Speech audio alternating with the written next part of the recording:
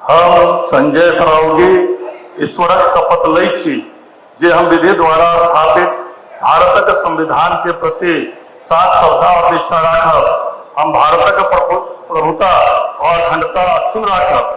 हम बिहार राज्यक मंत्री के रूप में अपन कर्तव्य सबक श्रद्धापूर्वक और शुद्ध अंतःकरण से बिना सब प्रकारक लोक सबक प्रति संविधान और विधि के अनुसार न्याय करब।